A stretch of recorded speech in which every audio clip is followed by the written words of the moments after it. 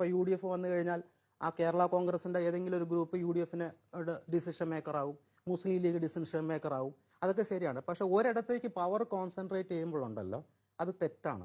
അയാൾ കഴിഞ്ഞാൽ പ്രളയമാണോ? അയാൾ കഴിഞ്ഞാൽ ഈ കേരളം മുന്നോട്ട് പോകണ്ടേ? അപ്പൊ ആരാണ് ഒരു സെക്കൻഡ് ലെവൽ ലീഡർഷിപ്പിലെ നവകേരള സദസ്സൊക്കെ എന്റേതല്ല, എന്റെ ഫിഗർ 6 പൈസയായിരുന്നത്. അതിന് വേണ്ടിയിട്ട് 1 കോടിയുടെ ബസ് വാങ്ങിച്ചു. ഈ ലീഡർഷിപ്പ് എന്താ പറഞ്ഞു? ആ ബസ് മ്യൂസിയത്തിൽ വെക്കും.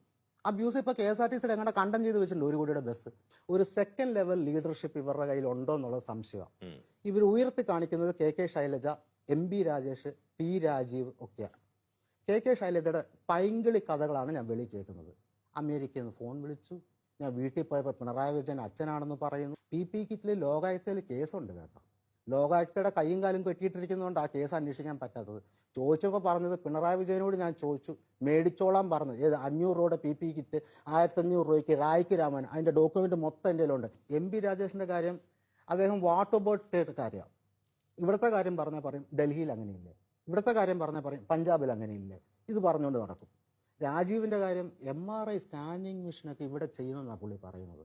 ഇനിയിപ്പോൾ ഞാൻ ഡാറ്റയുടെ പുറകെ നടക്കുന്ന ആളായതുകൊണ്ട് ഇതൊക്കെ നമ്മൾ തപ്പാൻ പോകും.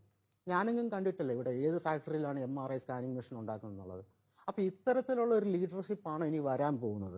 അതൊക്കെ EMSന്റെ കാലം മുതലേ ചോദിക്കുന്ന EMS കഴിഞ്ഞാൽ ആര്, കുറച്ച് കഴിഞ്ഞപ്പോൾ നയനാർ കഴിഞ്ഞാൽ ആര്, അച്യുതാനന്ദൻ കഴിഞ്ഞാൽ ആര്. അത് പാർട്ടിയിൽ അടുത്ത ലീഡർഷിപ്പ് സ്വാഭാവികമായിട്ട് അങ്ങോട്ട് വരും. അത് ലീഡർഷിപ്പ് പാർട്ടിയാണോ പ്രശ്നം? അയ്യപ്പ സംഗമത്തിന് ആളില്ലാത്ത കസേര കാണിച്ചപ്പോൾ അത് എന്ന് പറഞ്ഞ ആളാണ് പാർട്ടിയുടെ സെക്രട്ടറി.